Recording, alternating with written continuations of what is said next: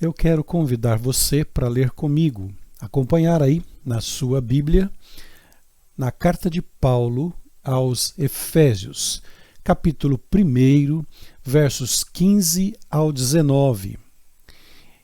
Carta de Paulo aos Efésios, capítulo 1, versos 15 a 19. Se você tem a sua Bíblia e quer acompanhar comigo a leitura que farei, esta é a oportunidade que temos de meditar nas Escrituras Sagradas. Diz assim a palavra do Senhor: Por essa razão, desde que ouvi falar da fé que vocês têm no Senhor Jesus e do amor que demonstram para com todos os santos, não deixo de dar graças por vocês, mencionando-os em minhas orações. Peço que o Deus de nosso Senhor Jesus Cristo, o glorioso Pai, lhes dê espírito de sabedoria e de revelação, no pleno conhecimento dele. Oro também para que os olhos do coração de vocês sejam iluminados, a fim de que vocês conheçam a esperança para a qual ele os chamou, as riquezas da gloriosa esperança dele nos santos e a incomparável grandeza do seu poder para conosco, os que cremos conforme a atuação da sua poderosa força. Que Deus acrescente bênçãos à leitura da sua palavra e nos inspire na compreensão daquilo que ele tem a dizer para o nosso coração nesta manhã. Uma oração a Deus pelos cristãos. É o que Paulo está fazendo aqui neste primeiro capítulo da carta que escreveu aos Efésios. Uma oração a Deus pelos cristãos. Na primeira parte do capítulo 1 de Efésios, nos versos 3 a 14, você tem uma descrição das bênçãos que a igreja alcançou em Cristo por meio de seu sangue, a redenção por meio da graça. Nesta primeira parte, Paulo descreveu coisas importantes que já foram conquistadas. Os crentes em Jesus já têm isso que ele afirma na primeira parte do capítulo 1.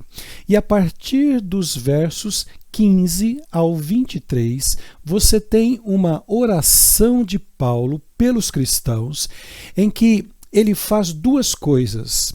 Primeiro, ele louva a Deus e agradece pela vida dos crentes de Éfeso, versos 15 e 16. Ele está feliz pela fé em Jesus e amor de uns para com os outros. Segundo, ele vai pedir a Deus algumas coisas para os crentes de Éfeso. Observe que o verso 15 começa com a expressão por esta razão, ou seja, por causa de tudo que já disse nos versos 3 a 14, ele pede a Deus que revele pelo seu Espírito coisas importantes aos cristãos. Nestas duas partes do capítulo 1 de Efésios, as constatações e a oração de Paulo estão sendo tratadas aqui questões essenciais da vida. E se você prestar atenção, vai verificar que se Deus respondeu à oração de Paulo, e creio que respondeu, e se orarmos da mesma maneira e Deus responder para os cristãos da IPI de Bela Vista hoje, isto pode mudar a forma como vemos a nossa existência neste mundo, a forma como fazemos as coisas, como fazemos as nossas escolhas, pode também mudar a nossa maneira de pensar e viver neste mundo. Eu sei que você pode ter um método de oração pelo seu irmão e geralmente oramos porque ele nos pediu, porque está atravessando uma crise de saúde ou uma crise financeira, espiritual e etc. Mas ao final desta mensagem, eu quero desafiar você a orar numa perspectiva maior e mais abrangente pelos seus irmãos da comunidade. Paulo orou para que Deus desse aos cristãos algo especial. Espírito de sabedoria e de revelação. Capítulo 1, verso 17, na segunda parte deste verso. Para que eles pudessem desenvolver uma forma cristã de ver o que Deus estava fazendo na vida da igreja por meio de Cristo. O primeiro pedido, o espírito de sabedoria e de revelação. Espírito de sabedoria e de revelação. Verso 17. Paulo está orando para que Deus nos dê este espírito de sabedoria e revelação. Ele sabe que é responsabilidade do Espírito Santo revelar, tornar clara a verdade da palavra de Deus. E seu desejo é que toda palavra declarada por ele, nos versos 3 a 14, a respeito das conquistas em Cristo Jesus, sejam confirmadas pelo Espírito de Deus a toda a comunidade cristã. O que a presença do Espírito de sabedoria e revelação vai fazer? O que é que ele vai proporcionar se de fato Deus responder à oração de Paulo? O que Paulo esperava ao pedir que Deus enviasse o Espírito? No verso 18 ele diz: para que os olhos do coração de vocês sejam iluminados, para que conheçam a esperança para a qual ele os chamou, para que conheçam as riquezas da gloriosa esperança ou herança dele nos santos e a incomparável grandeza de seu poder para conosco. Paulo entendia que quando o Espírito iluminar os olhos do seu coração, essencialmente 3 coisas aconteceriam. Primeiro, os cristãos conheceriam a esperança para a qual ele, Deus, os chamou. Ele quer que você tenha esperança. E o Espírito Santo vai ajudá-lo a compreender e viver esta esperança. Segundo, os cristãos conheceriam as riquezas da gloriosa esperança dele nos santos. Ele quer que você veja as riquezas de Deus que foram lançadas sobre você. E em terceiro lugar, o que aconteceria se o Espírito iluminasse o nosso coração? Os cristãos conheceriam a incomparável grandeza de seu poder para conosco. Então, o resumo seria assim: você recebeu muitas coisas especiais através de Cristo, pela graça e misericórdia de Deus. Então, Paulo diz: como fazer com que vocês entendam, percebam, vivam suas vidas, tirando proveito destas coisas boas que Deus já lhes deu? Então, a primeira coisa que tem que acontecer é vocês receberem uma luz forte sobre os olhos dos seus corações, e a partir daí poderão ver coisas maravilhosas que talvez não percebam, mas estão aí. Esta é a base da oração de Paulo. Oro para que os olhos do coração de vocês sejam iluminados. E o que você vai encontrar quando o Espírito iluminar os olhos do seu coração? Ao menos 3 coisas importantes vão acontecer com você. Vamos ver a primeira. E ela está aí no verso 18, na primeira parte, onde o apóstolo Paulo diz: para que conheçam a esperança para a qual ele, Deus, os chamou. A primeira coisa importante na vida cristã é o conhecimento de Deus. Quando você conhece Deus, suas experiências nesta vida são vividas em um patamar acima da mediocridade. Deus o chamou e o Espírito de sabedoria e revelação vai iluminar os olhos de seu coração para que você perceba esta realidade. Quando Deus nos chama para si, nossa esperança não se fixa nas coisas passageiras deste mundo, mas se baseia nesta chamada eterna de Deus, porque em Cristo Ele nos tirou das trevas para a sua maravilhosa luz. Em Cristo Ele trouxe esperança a um mundo em desespero.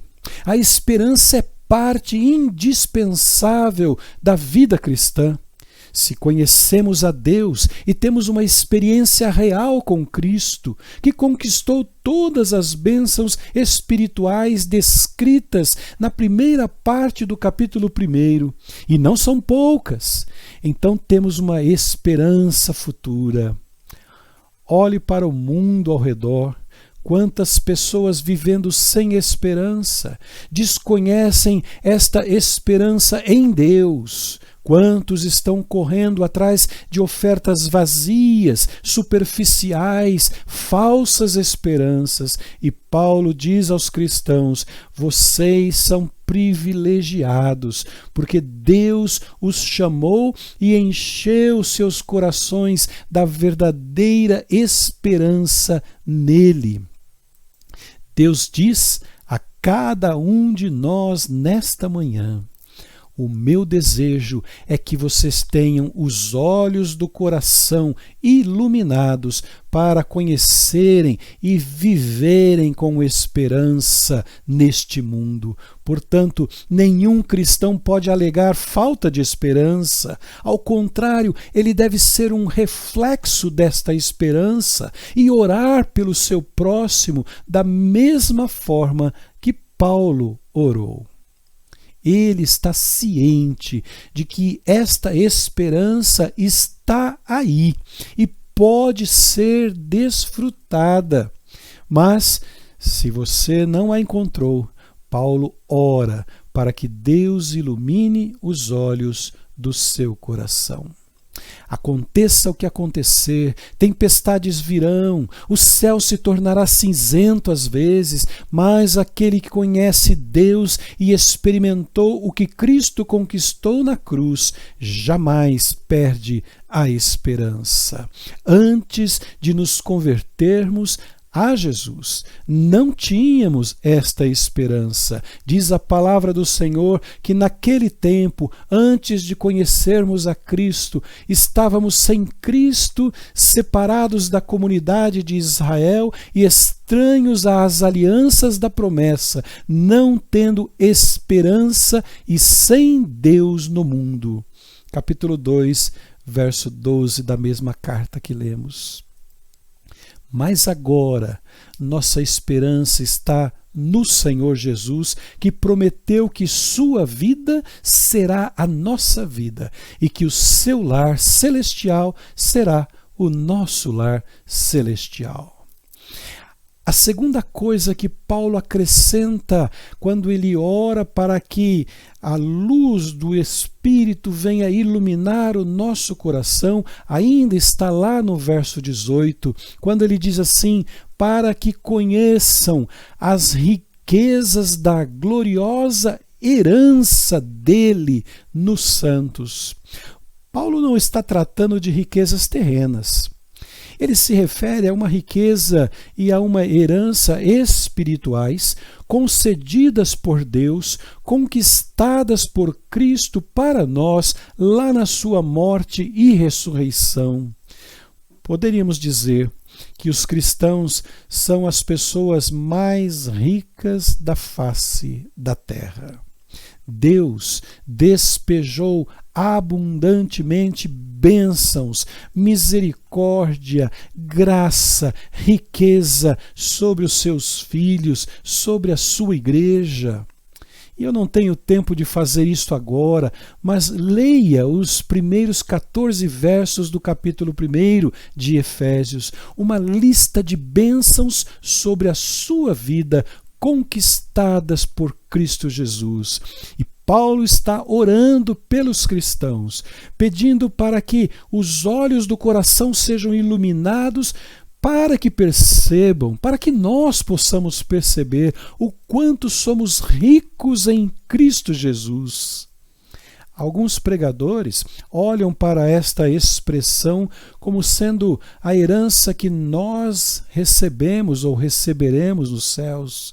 Somos herdeiros com Cristo e Paulo faz em alguns momentos esta abordagem de que nós somos herdeiros e herdamos esta herança do reino dos céus com Cristo. Outros, porém, enxergam nesta frase de Paulo uma referência à igreja como herança de Deus. Nós, igreja, nos tornamos a herança valiosa de Deus. Talvez, se perguntássemos para Deus o que há de maior valor para Ele em toda a sua criação, Ele provavelmente diria: a minha igreja. Nós somos o tesouro de Deus. A igreja é a menina dos olhos de Deus. A sociedade e, às vezes, nem nós mesmos somos capazes de ver o valor da igreja no mundo. Por isso, Paulo está pedindo para que os olhos sejam iluminados, para vermos a igreja como Deus a vê. Nós somos o povo que Ele chamou em esperança para constituirmos a sua igreja, o seu povo. Foi para isso que Cristo veio, para consumar estes planos divinos. E então, quando você se olhar no espelho nesta manhã, diga para você mesmo: eu sou precioso aos olhos de Deus, eu sou preciosa aos olhos de Deus, eu pertenço a um povo, a uma igreja, a igreja de Cristo Jesus, que Ele comprou com o seu precioso sangue. Mas há ainda um terceiro elemento, uma terceira referência que Paulo faz aqui neste texto, chamando a atenção para esta claridade do nosso coração. Os olhos do coração precisam ser iluminados para que nós possamos ver mais uma coisa que Paulo está destacando neste texto, que é a incomparável, diz ele, incomparável grandeza de seu poder para conosco, os que cremos, conforme a atuação da sua poderosa força. Em nós mesmos somos frágeis. Nossa esperança e confiança está na ação de Deus em nós, nos fortalecendo, nos ensinando a viver neste mundo de pecado e maldade. Paulo está orando para que os olhos de nossos corações sejam iluminados para percebermos o que já está aí e talvez não tenhamos visto. O poder de Deus age em nós. Esta é uma palavra de encorajamento para cada um de nós nesta manhã, quando você se sentir fraco, abatido, sem energia para caminhar. As palavras do apóstolo devem iluminar os nossos corações. Não pense desta maneira, não abaixe a cabeça. Eu estou orando por você para que Deus acenda uma luz no seu coração, para que você possa então ver o que o poder de Deus faz, este poder de Deus que está aí em você. A maioria das pessoas que estavam ao pé da cruz naquele dia da crucificação não viram, não foram capazes de ver o poder de Deus para salvar a humanidade. Pensavam eles que estavam testemunhando uma derrota e fracasso. Em contraste com isso, os olhos abertos podem ver a cruz com poder de salvar a humanidade. Quando estamos unidos a Cristo pela fé, temos acesso a recursos incríveis para viver neste mundo, amparados por seu grande poder. Paulo se refere a isso como Deus surpreendendo os cristãos, quando ele faz muito mais do que pedimos ou pensamos, de acordo com o seu poder que atua em nós. Carta de Paulo aos Efésios, capítulo 3, verso 20. Deus pode fazer mais do que imaginamos, mais do que pensamos e pedimos. Eu termino esta minha meditação, meus irmãos e minhas irmãs, dizendo para você que, como disse lá no início desta mensagem, eu faria a proposta para uma oração diferente nesta manhã. E eu quero orar por você, não por seus problemas e dificuldades do cotidiano, já fizemos isso em outro momento.